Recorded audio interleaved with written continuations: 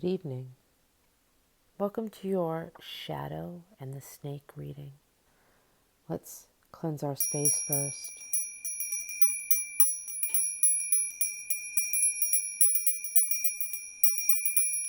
Let's allow ourselves to get into the mind space where we're calm and relaxed.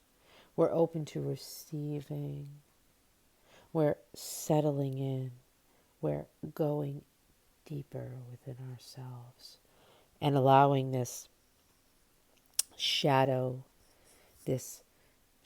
work to envelop our body, to go into the recesses, the darker places which we don't often enter.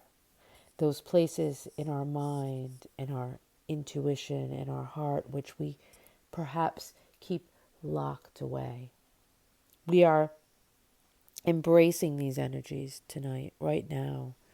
We are using this tarot to give us a key into the insight, into the deeper wisdom, the knowing, our higher selves, our lower selves. We are merging them together. We are working with the energy of the snake. We are working with the energy of the obsidian sphere. We are taking these darker energies, these things that we keep hidden in our recesses of our soul. Perhaps these are past life energies. Perhaps these are past traumas. Perhaps these are things that we just cannot face in our day to day. And we are taking this time now to embrace the energy of the snake and allow those things to be transformed and transmuted into magic that we can use for healing and growth and pure transformation as we move along that spiral path of healing. It is never linear. In my end is my beginning. My glorious end is my beginning. So let's begin. We've pulled the Hermit card. This card is absolutely perfect to start us on our shadow and the snake journey. We see him standing there, and he has a light. He has a lantern. He has that beautiful star. But to get to that place where he's holding that light up, he had to walk a long journey. He had to walk that journey alone.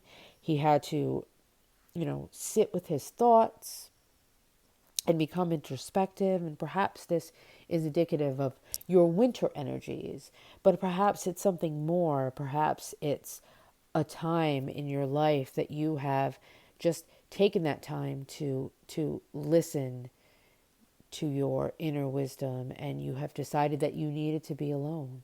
You needed to go this journey alone. You did not need the advice of others. You did not need any wisdom from others. You needed to be shrouded in that place of mystery and magic and intuition all by yourself. You needed to shelter yourself from the outside energies so that you could hear the whispers in the dark. And then you could take that whisper of the dark. You could take those painful lessons that you've gone through, whether those be cumulative, as we discussed earlier, that they came from past lives, or maybe they came from this part of yourself that has been through this life experience so far, but you have put these traumas aside. You have thought that perhaps that they needed to be discarded, that perhaps there was no purpose for them. But those lessons, as you step back now, as you go into this and you feel it in you, you feel that darkness. You've gone through these lessons. You've gone through this trauma. You've gone through this healing, and you step back now and you see the big picture, and you know that there was a purpose, a divine purpose to this.